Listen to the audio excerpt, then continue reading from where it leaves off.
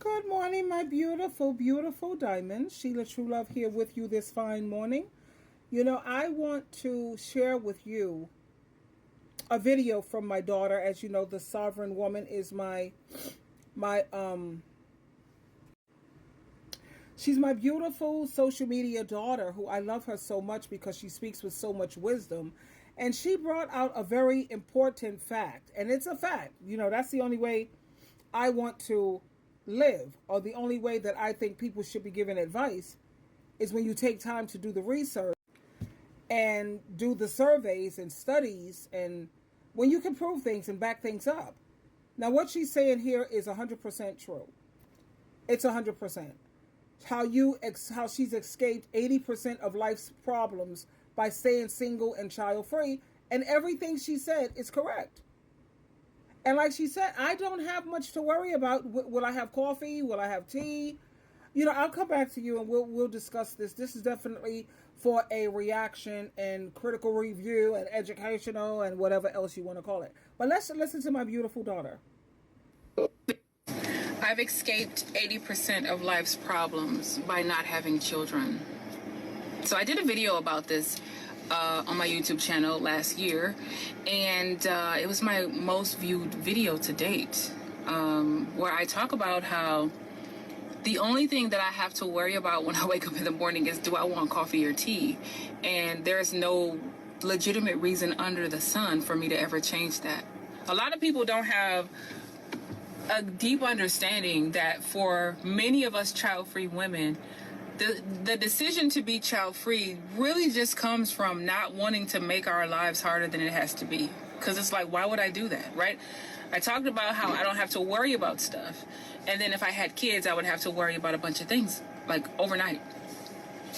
I know what it's like to have children because I have a son and daughter. And yes, you do have to worry about them. Will they get home safe? Are they going to make the curfew? They have children being killed in school or unalived in school. You have to worry about, how you got to potty train them. You have to, hopefully they don't get caught up in drugs and, all of that's coming. Peer pressure, you know how that goes once they hit 13, 14, honey. They don't care that much about their parents. They care more about their peers than they do their parents. If right now in my life, I no longer have to live paycheck to paycheck. Now, I'm not bragging or anything like that, but I know what it's like to live paycheck to paycheck because I used to live like that a long time ago. And now I don't have to. Like, I even have things on auto pay now because we always joke about, you made it if you got things on auto pay. Like, just take it out of this account. You know what I mean? I have stuff like literally coming out of this account on auto pay, like every week, every month, whatever. And so I literally would go right back to living paycheck to paycheck again and struggling again if I had children. And I have no intentions on doing that. And I don't understand why that's hard for people to get. It's almost like people want you to be miserable with them because they're miserable. Because it's like, what part of I'm comfortable and I don't want to change that do people not get? Like, and if you're pretending to not get it, I'm thinking it is because you're miserable and you're upset that other people won't be joining you in your misery. I never have to know what it's like to have a kid unalived in a school, pew-pewing, or to be bullied or harassed or unalived in any way, assaulted in any way. Like, I'm never going to have to experience that. I don't want to experience these things, A lot of times you guys think that going through things builds character. And I'm like, maybe it does in some ways, depending on what it is and who it is. But I don't want to go through my kids being harmed and unalived to build my character. You know what I'm saying? I don't want to go through homelessness to build my character. I don't want to lose everything that I've worked hard for. I don't want to go back to living paycheck to paycheck to build my character. I would rather build my character by reading books, by learning about different cultures and learning about people and studying human psychology and studying plants and animals and whatever. You know what I mean? Studying the universe in which we live in, right? I would rather build my character by getting out and helping to volunteer at soup kitchens and stuff. Like, that is how I build my character. And I don't associate struggle with building character, especially if it's something that you can avoid. I am not about to get up every day and make my life a living hell just because people think that's what makes a real woman or that's what makes a real adult when you have all these 1,000,001 responsibilities. Like, no, I'm not going to do that. And I'm speaking for myself, and I'm also speaking for all the other child-free women out there, and even women who have kids but are like, I'm one and done. You know what I mean? Or I'm two and done, and that's it. Y'all got me effed up. So people have the right to live their lives how they want. But the reason why I say I escaped 80% of life's problems by not having kids is because most problems that women have in their lives tend to come from the stresses of parenthood or motherhood, and also from whatever spouse that they're living with or having to deal with, right? It is what it is. Those are the two, a man and some kids. Those are the two major stressors in a woman's life. Of course, you got money problems, and you have all these other things, the beauty standards and all that crap, right? But the main two things, kids and a man. And I am without both. And I plan on being without both forever. The kid thing is for sure not happening. Done, right? I can't wait till I hit menopause, or that way nature would make that decision for me. Then I ain't got to worry about it no more. But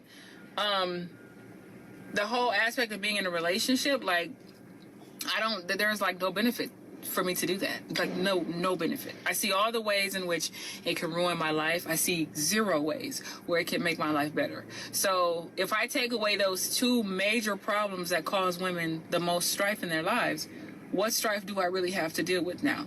Little stuff like don't be late to work, or make sure my Amazon packages come on time. My Fashion Nova jeans need to be here before Friday because I plan on taking them on my trip. You know what I mean? Those are the types of things that I worry about every day, and I want to keep it that way. If you think it's selfish and self-absorbed or whatever, then that's too bad. But I plan on being selfish and self-absorbed until the day I die. Anybody who have a problem with that, that's exactly what it is. It's your problem. Scamper off and find a way to deal with it. And I'm out. I've escaped 80% of... Like the Bible says, be wise, my child, and make my heart rejoice. Everything she said was on point. You know, I like to ask people, you know, getting married or bringing a man into your life, do you think that's going to make your life easier or more complicated? Now you have to worry about, do you have STDs? What STD did he give me? He's getting up in the morning. He has mood swings. We're with this silent treatment. He walks around the house with an attitude. When a man's money is not right, his mind is not right, and that means he's not going to treat you right. So now you got a whole different more issues. You go out, he's got a wandering eye. He's constantly looking and lusting after someone else, whether it's on the streets or with porno. When it comes to children, trust me, I know how hard it was raising my children. That was no walk in the park, sweetheart. I was married, but I ended up, guess what? A baby mama, single, doing it by my damn self. And I had to put my foot down. It was hard. My life would have been easier without children. Am I happy that my children are here? Yes, I am. I have an amazing son, my daughter. We're getting through things. We're working through it, you know? At the same time, it was hard. If I could go back and do it again, I wouldn't have had no children. You know what I would have done? I would have been a godmother. There's a lot of women out here who are single mothers. I would have found me a single mother, and I would have taken the kids off her hands on Friday, Saturday, and Sunday, or every other weekend. That way the single mother could get a break. And then when those kids grow up, they remember how good you are to them. They love their godmother. They love their godmother. And that's what I would have done if I could redo it and do it all over again. But like she said, why complicate your life? And I don't have anything to worry about. I worry about, am I going to have coffee or tea this morning? I worry about, is it winter? If it's winter, is it going to be snowing? Should I wear my boots or whatever? Is it icy out? Should I take an Uber or a Lyft? I worry about, as you know, I'm an advice coach. I have clients that send me problems, and I do the research and to give them the proper answers. What else do I worry about? My children are self-sufficient. Both of them are on God and Jesus' team, so I know they're well protected. I don't have to deal with no man, no aggravation. I don't have any worries either. So like I said, and like this beautiful she's young. That's why I'm so impressed with her. She's this smart at such a young age. Twinkle, twinkle, twinkle.